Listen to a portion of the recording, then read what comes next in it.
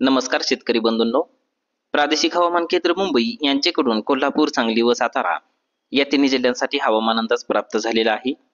या हवामान अंदाजानुसार कोल्हापूर जिल्ह्यामध्ये दिनांक 27 सप्टेंबर ते 1 ऑक्टोबर दरम्यान आकाश सामान्यतः ढगाळ राहण्याची शक्यता आहे.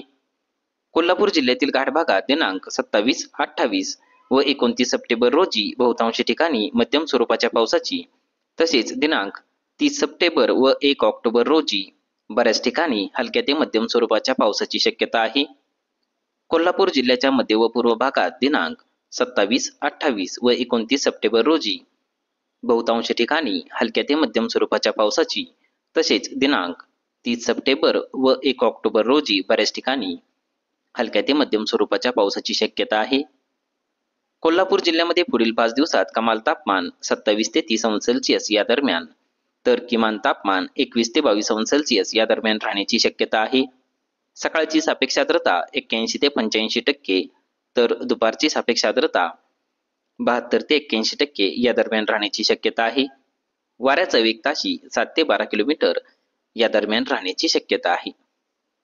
हवामान इशारा. दिनांक 27, 28 व 29 सप्टेंबर रोजी कोल्हापूर जिल्ह्यातील घाट भागासाठी ऑरेंज अलर्ट देण्यात आलेला आहे. त्या अलर्टनुसार जिल्ह्यातील घाट भागात तुरळक ठिकाणी मुसळधार ते अतिमुसळधार स्वरूपाच्या पावसाची शक्यता आहे. दिनांक 27, 28 व 29 सप्टेंबर रोजी कोल्हापूर जिल्ह्यासाठी येलो अलर्ट देण्यात आलेला आहे. त्या अलर्टनुसार कोल्हापूर जिल्ह्यामध्ये तुरळक ठिकाणी मुसळधार स्वरूपाच्या पावसाची शक्यता आहे. सांगली जिल्हा. सांगली जिल्ह्यामध्ये दिनांक 27 सप्टेंबर ते 1 ऑक्टोबर दरम्यान आकाश ढगाळ राहण्याची शक्यता आहे. सांगली जिल्ह्यामध्ये दिनांक 27, 28 व 29 सप्टेंबर रोजी बहुतांश ठिकाणी मध्यम स्वरूपाच्या पावसाची, तसेच दिनांक 30 सप्टेंबर व 1 ऑक्टोबर रोजी बऱ्याच ठिकाणी हलक्या ते मध्यम स्वरूपाच्या पावसाची शक्यता आहे. सांगली जिल्ह्यामध्ये पुढील 5 दिवसात कमाल तापमान 29 ते 31 अंश सेल्सिअस या दरम्यान, तर किमान तापमान 21 ते 22 अंश सेल्सिअस या दरम्यान राहण्याची शक्यता आहे. सकाळची सापेक्ष आर्द्रता 88 ते 90%, तर दुपारची सापेक्ष आर्द्रता 62 ते 73% या दरम्यान राहण्याची शक्यता आहे. वाऱ्याचा वेग ताशी 12 ते 19 किलोमीटर या दरम्यान राहण्याची शक्यता आहे. हवामान इशारा. दिनांक 26 सप्टेंबर रोजी सांगली जिल्ह्यासाठी येलो अलर्ट देण्यात आलेला आहे. त्या अलर्टनुसार सांगली जिल्ह्यामध्ये तुरळक ठिकाणी मेघगर्जना, विजांचा कडकडाट व ताशी 30 ते 40 किलोमीटर इतक्या वेगाच्या वाऱ्यासह हलक्या ते मध्यम स्वरूपाच्या पावसाची शक्यता आहे. दिनांक 27 सप्टेंबर रोजी सांगली जिल्ह्यासाठी येलो अलर्ट देण्यात आलेला आहे. त्या अलर्टनुसार सांगली जिल्ह्यामध्ये तुरळक ठिकाणी मुसळधार स्वरूपाच्या पावसाची शक्यता आहे. सातारा जिल्हा. सातारा जिल्ह्यामध्ये दिनांक 27 सप्टेंबर ते 1 ऑक्टोबर दरम्यान आकाश सामान्यतः ढगाळ राहण्याची शक्यता आहे. सातारा जिल्ह्यातील घाट भागात दिनांक 27, 28, 29 व 30 सप्टेंबर रोजी बहुतांश ठिकाणी मध्यम स्वरूपाच्या पावसाची, तसेच दिनांक 1 ऑक्टोबर रोजी बऱ्याच ठिकाणी हलक्या ते मध्यम स्वरूपाच्या पावसाची शक्यता आहे. सातारा जिल्ह्याच्या मध्य व पूर्व भागात दिनांक 27, 28, 29 व 30 सप्टेंबर रोजी बहुतांश ठिकाणी हलक्या ते मध्यम स्वरूपाच्या पावसाची, तसेच दिनांक 1 ऑक्टोबर रोजी बऱ्याच ठिकाणी हलक्या ते मध्यम स्वरूपाच्या पावसाची शक्यता आहे. सातारा जिल्ह्यामध्ये पुढील 5 दिवसात कमाल तापमान 28 ते 30 अंश सेल्सिअस या दरम्यान, तर किमान तापमान 21 ते 22 अंश सेल्सिअस या दरम्यान राहण्याची शक्यता आहे.